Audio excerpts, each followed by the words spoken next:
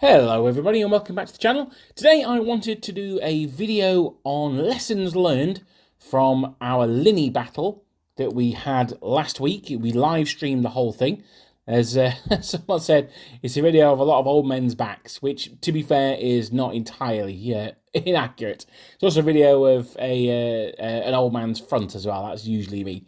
So, so I wanted to talk about lessons that we learned from that, not just tactically, strategically, but also lessons to be learned from the black powder rules as well. So I'm going to break this video down into two parts. The first one is the rules section of it. I'm going to do it sort of in reverse to what I've just said. We'll look at the rules first. How did the rules deal with the specific conditions, shall we say, that the Battle of Ligny was fought in? And then we'll look at any tactical and strategic decisions that were made. Now, I should preface this by saying I was very much on the French right. I was playing General Van Damme. So I was very much on the French right. We had a really long table, 20-foot long table. And something that I said in my reflections on the Great Game video is that it really is surprising how little you know what's going on at the other end of the battlefield, particularly if it's not too easy to get past people. But so I'll be talking about my own strategic decisions, my own mistakes, and we'll look at ways that I perhaps could have done things differently or perhaps better. So we're going to start off by looking at the rules themselves. Now, the Battle of Ligny was fought in the town of Ligny, as the as the name would suggest. But when it would say Waterloo was called Waterloo, it wasn't actually fought in Waterloo. Ligny, however, there was a lot of hand-to-hand fighting or close-range musketry in the town of Ligny itself. Also in a nearby hamlet, I guess you could call it, of Saint-Armand-la-Haye, which is where I was stationed. In the wargame, not in real life. So I wanted to talk about how does black powder deal with rules in built-up areas. Well, the first thing is that the defender gets a 2+ save. That's the first important thing. Now, they only get 2 attacks back, so they're unlikely to do a huge amount of damage on the attacking force, but they're also very unlikely to be thrown out as well. And the second part of that is not only are they less likely to win the combat, because they get a +3 to their combat resolution, but even if they do lose the combat, they will only explode if they roll an explode result. So if they roll a 4 back, so if they roll a 5 or a 6, then they'll carry on fighting as is. So it's actually very difficult to winkle the defenders out of the areas, and the only way of doing it is to destroy them. Now, personally, I don't find that very realistic. There's a lot of accounts, particularly at Ligny, of forces being thrown out of the buildings and then those forces regrouping, coming back in for a counterattack. Now, I do appreciate, and this is something that one of the chaps who put on the game is very keen on, is there's a lot of abstraction in black powder because it just tidies the game up. There's no point in having units hanging around that have got 2 or 3 casualties on them that you're not going to be able to do anything with. You then have to spend 3 or 4 turns rallying them back up to strength, charging in, and then probably failing to destroy the defenders anyway. So I can see where he's coming from in that one. It's a shame, and I think in smaller battles, it's probably worth looking at. But in a battle as large as Ligny, so you've got, when we played it, we had 3 French corps, I think. We certainly had 3 Prussian corps. I think we had 3 French corps, possibly 2. But, there's a lot of troops around. So, that's something where we can say, well, let's just get rid of the defenders. Let's just get them off the table, and it clears the board. So that's fair enough. That, for me, is something that maybe I'd not perhaps thought about as much as I should have done, is that it's just a really good way of keeping the battlefield quite clean and tidy and not having all these effectively useless units hanging around that are just causing a nightmare for everyone else. We'll come back onto that later on when I discuss the second thing that I want to talk about.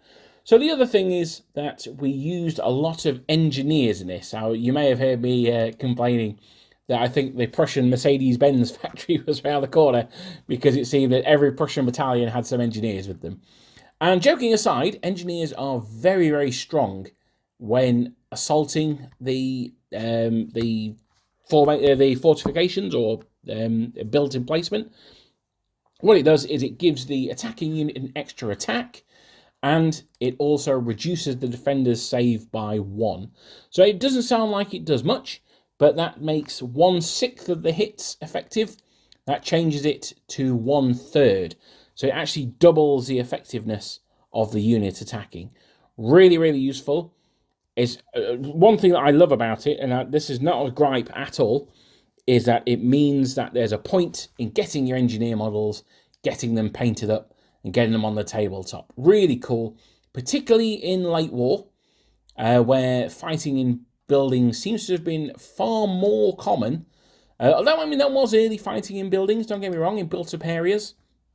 But it seems to be a thing in the later war, sort of 1812 and beyond, that was very, very common. I'm thinking even something like a massive battle like Ligny, a lot of that was fighting in and around the villages. So you've got other things. I mean, you've got the approaches to Paris as well, of course. So plenty of house-to-house fighting, plenty of close combat fighting. And I didn't actually think that Black Powder dealt with it very well. So I'm going to suggest a change to the rules. I don't know what you guys are going to think of this. Let me know in the comments, please. But my suggestion is going to be that you fight it as normal. So you've got the +2 to the save of the defender, only 2 attacks back. The full attacks from the attacker. But I'm going to say that if you defeat the enemy, so you have to win the combat still, and if the defender rolls a 4 or less, then they explode. So that's as normal, no changes there. But if they roll a 5 or 6, then instead of it just being ignored, just nothing happens, then I'm going to suggest a rule that is the attacker gains a foothold in the building. Now, when you are in a built-up area, you get +2 to your save, and you get +3 to your combat resolution. So I'm going to suggest that if your opponent rolls a 5 or a 6 for their morale roll after losing the combat, then the next turn they only gain +1 to their defenses, and they only they gain +1 to their defenses, and they only gain +1 or 2 to their combat resolution. I would suggest they only get +1, but on the other hand, they get to fight with 4 dice. So that represents that more of the attackers are getting in and amongst the buildings, so there's a lot more fighting going on, but the defensive positions are less defensivable, by which I mean troops can suddenly get around houses, they can start setting fire to them, making the enemy have to stagger out and then bayoneting them or shooting them in the street.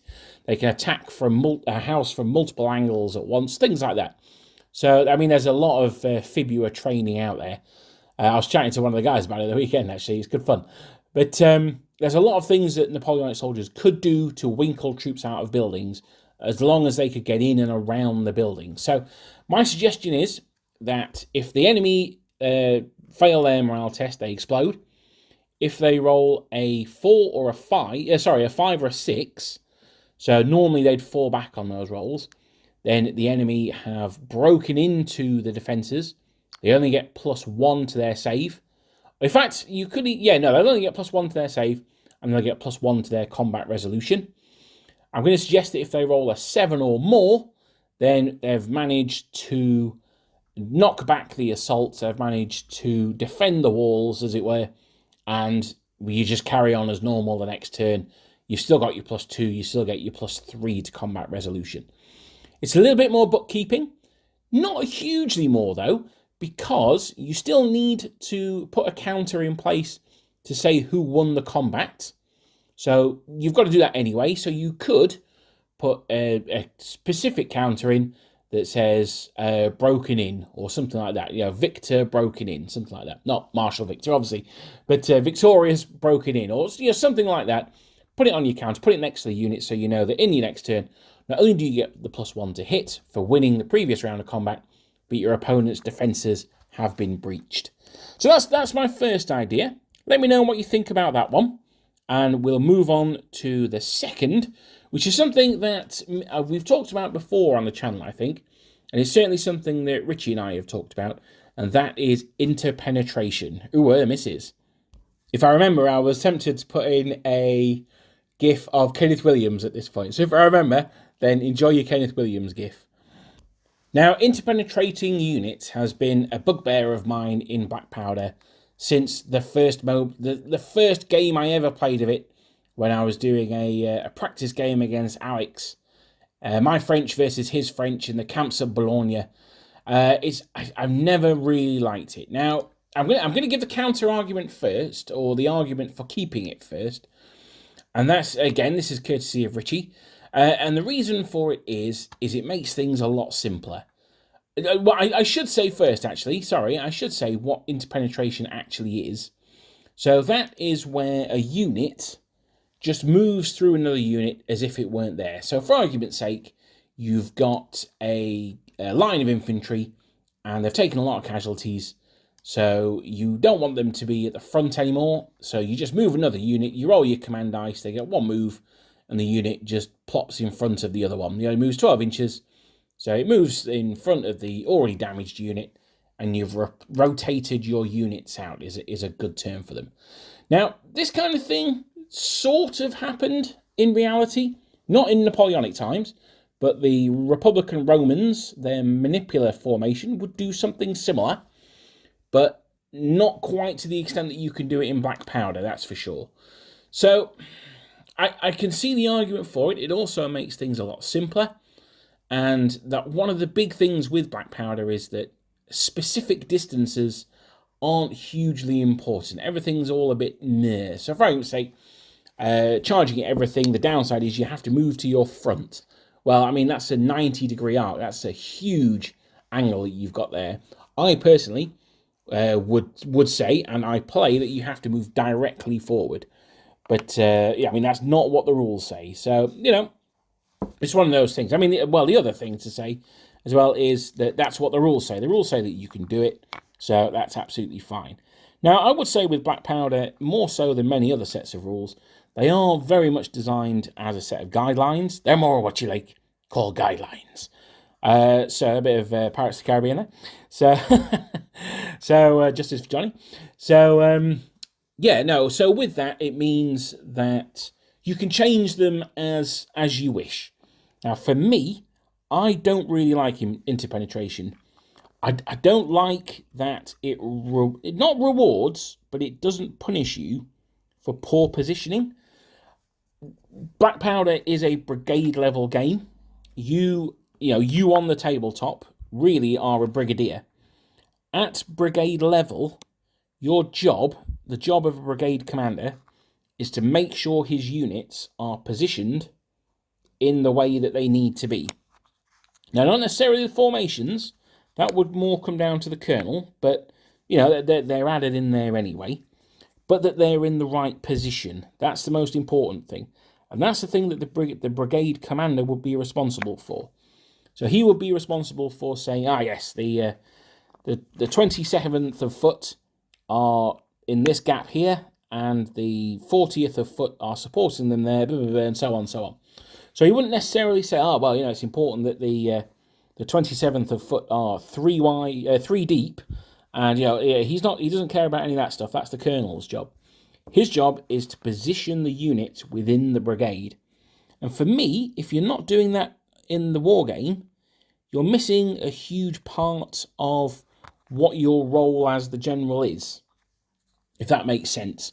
So for me, that positioning is so important, so vital to the purpose of you as a commander, that it seems a little bit silly to just completely ignore that. Just say, yeah, no, that's fine, you can move straight through them. Now, there is a Tony Blair-esque third way in this, and that's the invasion of Iraq. No, it's not now.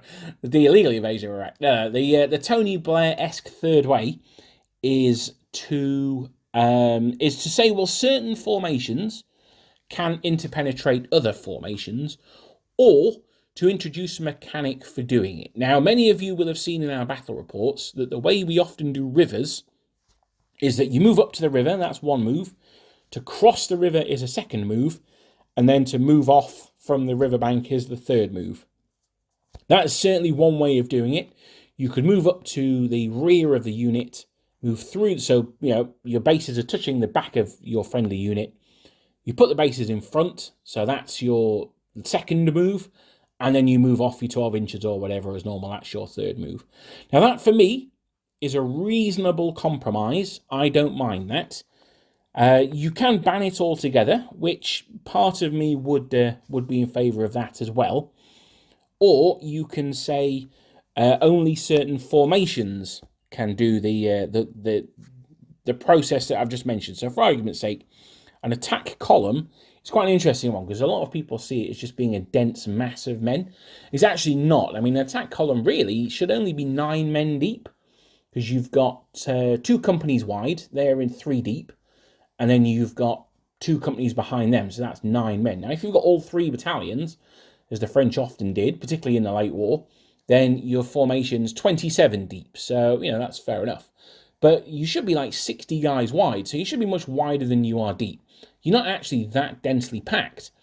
But a battalion mass from the Austrians or the Prussians, then they are quite tightly packed. I also imagine that the Russian attack columns were fairly tightly packed as well. And I say that because that's probably a training issue or an experience issue for those guys. So you could certainly limit which formations could do it. One thing that I do think there is historical precedence for is interpenetrating through artillery. Now, you would often find, particularly with the French, they would form the Grand Battery.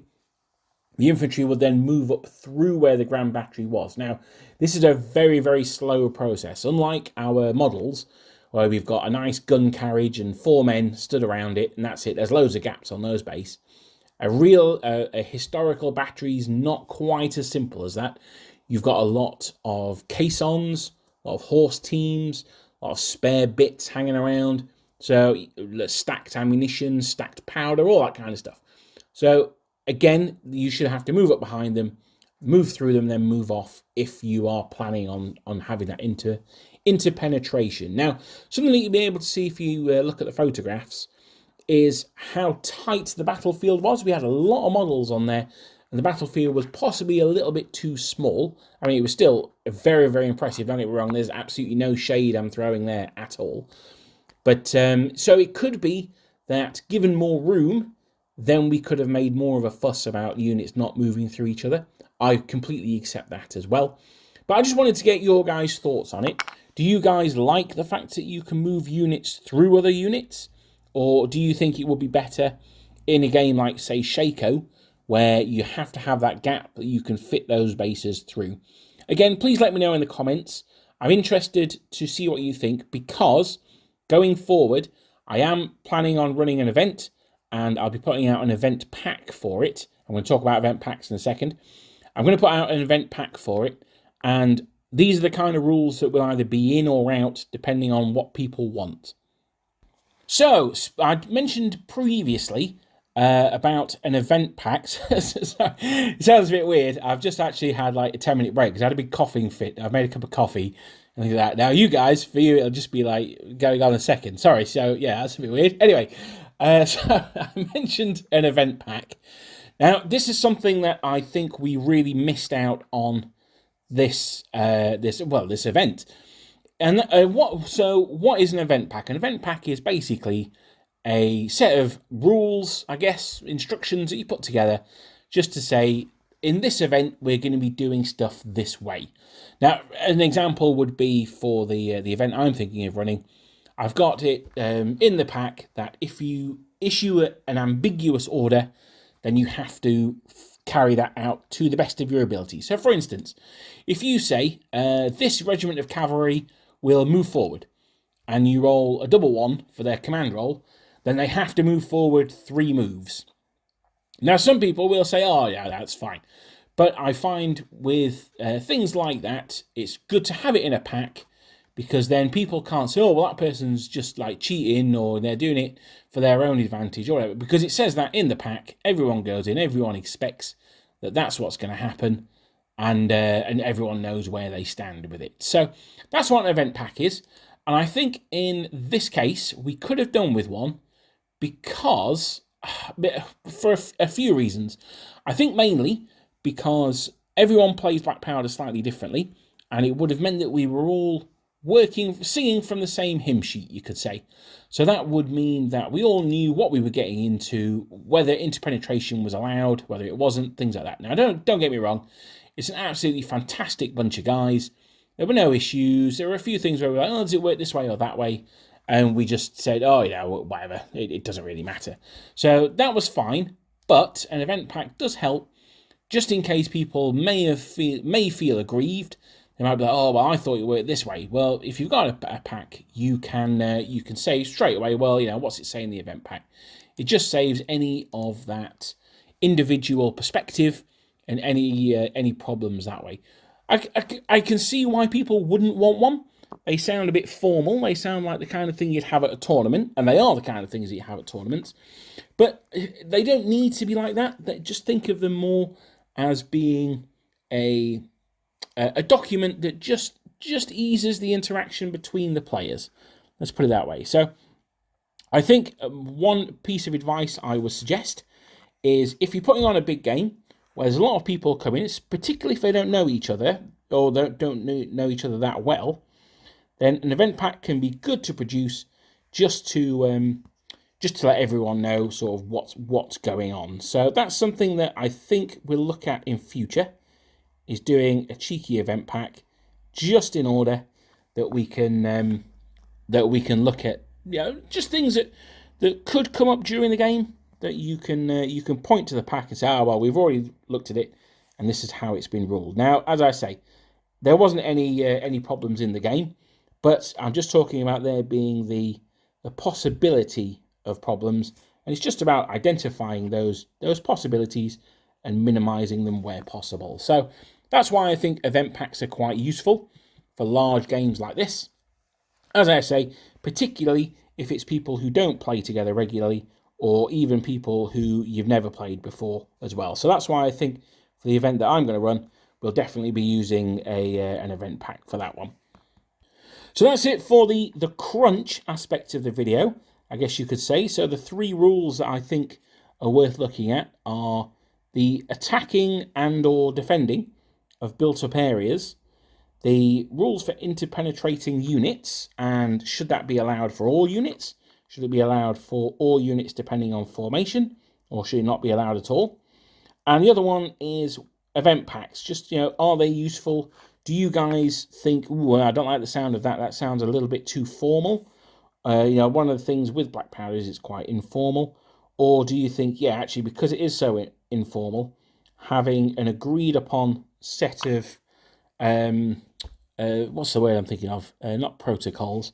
An agreed upon set of, a standard that we're all aware of going in would be advantageous. So yeah, let me know what you think in the comments about that, because I just want to quickly go into the tactics, the successes and errors that I made, and why I made some of them. So I could actually, or should I do this as a separate video?